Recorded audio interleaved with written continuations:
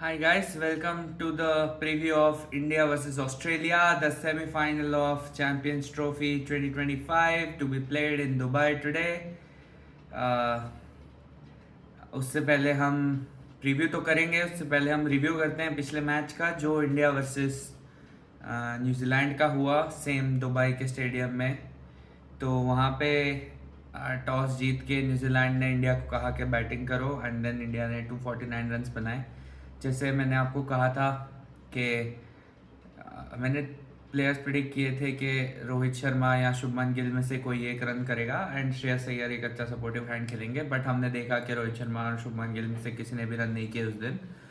तो बट श्रेयस अय्यर ने काफ़ी अच्छा हैंड खेला एंड उसके साथ अक्षर पटेल अंडररेटेड प्लेयर है, बट उसने बहुत बढ़िया एक इनिंग खेली।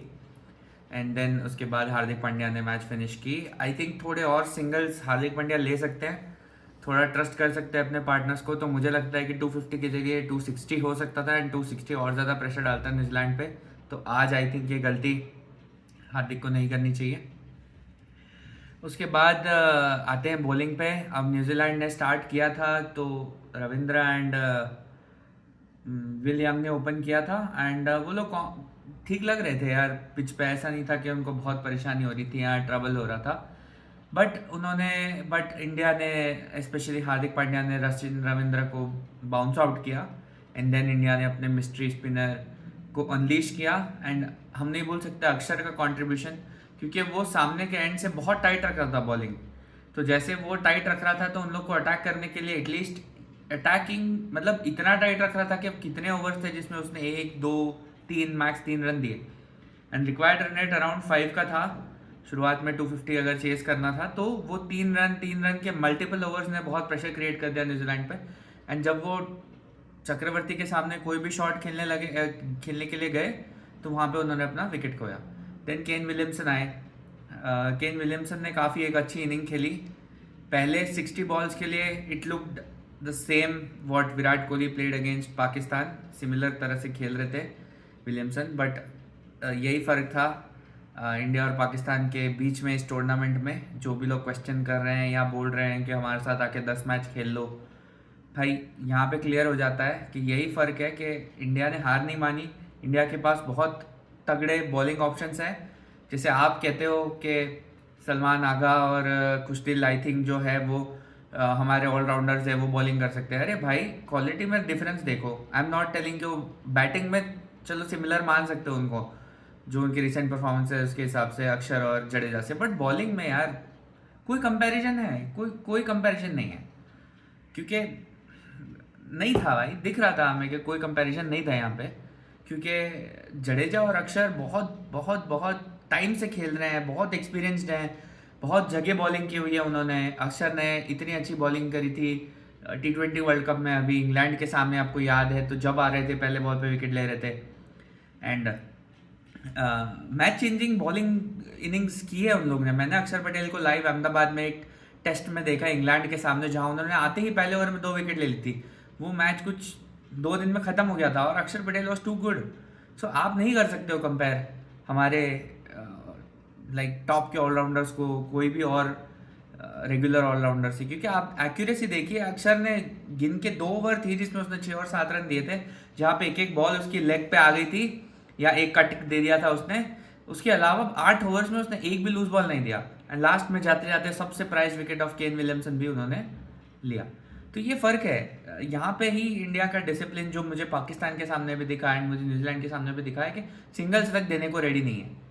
एंड बहुत जान लगाई इंडिया ने उस दिन न्यूजीलैंड के सामने। मुझे बस एक ही डर है कि कहीं, और बिकॉज जो नेक्स्ट मैच है यानी आज का मैच वो एक ही दिन छोड़ के था, तो I am pretty much hopping कि अच्छे से रेस्ट कर लिया होगा इंडियन टीम ने एंड देन आज भी सेम इंटेंसिटी से खेलेंगे। ठीक है, तो ये हो गया प्रीवियस मैच, जहाँ पे फिर चक्रवर्ती ने आके तो फिनिश कर दिया मैच। आपको भी पता है 5 विकेट ले लिए एंड देन कुलदीप भी थे सामने, तो ज़रूरत ही नहीं पड़ा फास्ट बॉलर्स का। बाद में शामी भी ठीक थे, उनसे ज़्यादा बॉलिंग नहीं कराई। आज के लिए काफ़ी अच्छी इंपॉर्टेंट बात है। आज के मैच पे आते हैं यार। कह रहे हैं फ्रेश विकेट होगी, ऐसा मैंने सुना कहीं पे, but I am not sure. Fresh wicket हुई तो ट्राई कोशिश हो सकती है कि फास्ट ऑफ बॉलर को खिलाए तो पता नहीं किसको, कुलदीप या चक्रवर्ती किसको बिठाओगे, क्योंकि जडेजा अश्विन को तो नहीं बिठा सकते ना, बैटिंग में आपकी डेप्थ दे रहे हैं। तो अगर किसी को बिठाना ही है तो आई थिंक लास्ट टाइम का परफॉर्मेंस देख के क्या चक्रवर्ती को बिठाएंगे? नहीं। कुलदीप को बिठाएंगे? नहीं, है ना। तो मुझे तो नहीं लगता टीम में चेंज होगा, बट अगर होगा तो मुझे लगता है फोर्स चेंज एक ही हो सकता है कि कुलदीप को शायद बैठना पड़े एंड उसकी जगह अर्शदीप सिंह खेलें, जो कि ख़राब भी नहीं होगा क्योंकि अर्शदीप के पास नैक है वो विकेट लेने का, इनिशियली आते ही विकेट ले लेते हैं। तो बट ठीक है, मैं अज्यूम करके चल रहा हूँ कि सेम टीम रहेगी। एंड ऑस्ट्रेलिया के साइड से आई थिंक उनके मैथ्यू शॉर्ट इंजर्ड हैं, तो कोई ऑलराउंडर उन्होंने कंसिडर किया है, बट मेरे को लगता है जैक फ्रेजर, मकगर्क ओपन करेंगे जैसे हमने आईपीएल में देखा था। इंडिया की तरफ से players to watch out for, open में से कोई एक मुझे लगता है आज लंबा खेलेगा। इट कैन बी ज़्यादा चांस है शुभमन गिल के फॉर्म देख के, बट मुझे लगता है कि आज वो अहमदाबाद का बदला लेने की कोशिश करेंगे। विराट कोहली मुझे लगता है कि ज़रूर खेलेंगे, बहुत अच्छी इनिंग खेलेंगे, एटलीस्ट 50 आप उनसे एक्सपेक्ट कर लीजिए आज। श्रेयस अय्यर का डाउटफुल है क्योंकि लॉ ऑफ एवरेज स्कॉट कभी तो कैच करेगा ना यार, पिछले 6-7 मैच में अच्छा ही खेला है वो, कंटिन्यूस एक भी फेलियर नहीं है, तो I don't know, I don't want to jinx it. अच्छा खेले तो इंडिया के लिए अच्छा है, but KL Rahul has to step up यार। केएल राहुल के ऊपर आज बहुत जिम्मेदारी है, उसे आज खेलना पड़ेगा। अक्षर पटेल, श्रेयस अय्यर ने उनका काम काफ़ी मैचेस में कई बार कर लिया है, बट आज केएल राहुल को खेलना पड़ेगा, कोई और ऑप्शन नहीं है। केएल राहुल के बाद मुझे लगता है हार्दिक पांड्या अगेन फिनिश करेंगे अच्छे से, अगर उनका बैटिंग आया, और जडेजा भी उनके साथ अच्छा करेंगे। जडेजा एक अच्छे कैच के शिकार थे, बट मुझे लग रहा है कि टच ठीक ही था उनका, जिस तरह सिंगल डबल ले रहे थे, मुझे कोई दिक्कत नहीं लगा उसमें। एंड बॉलर्स में we have to look to Mohammad Shami today to give us the initial breakthroughs and bamboozle the opponent. But Shami please यार आज करके दिखाओ, है ना, तुम ही कर सकते हो, तुम्हें बदला लेना अहमदाबाद का। एंड देन मुझे लगता है स्पिनर्स में कुलदीप और चक्रवर्ती दोनों खेलें तो उससे अच्छा तो कुछ हो नहीं सकता, क्योंकि ऑस्ट्रेलिया स्पिन के सामने हमेशा स्ट्रगल करेंगे यहाँ पे। उनके जो कैरी है या इंग्लिश ले लीजिए, ये अच्छे बैट्समैन है नो डाउट, बट एक फ्लैट कंडीशंस में ये अच्छा खेलते हैं। जहाँ जहाँ टर्न हुई वहाँ इनके दिमाग में डाउट्स आ जाएंगे, और इनके पास इतना, जैसे ओल्ड पुराने ऑस्ट्रेलिया के प्लेयर्स थे, ऐसे इनके पास इतना एक्सपीरियंस भी नहीं है एंड इतना आई थिंक विल पावर भी नहीं है उसको फेस करने का। तो मुझे लगता है कि it will be in benefit of India.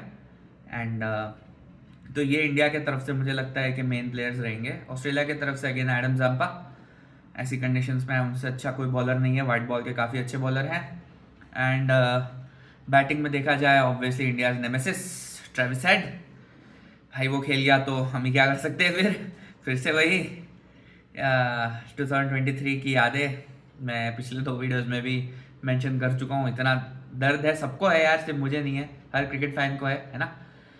तो ट्रेविस हेड, स्टीवन स्मिथ ऐसी पिच पे भाई एक slow 100 can take your team to about 250, can take you to 280.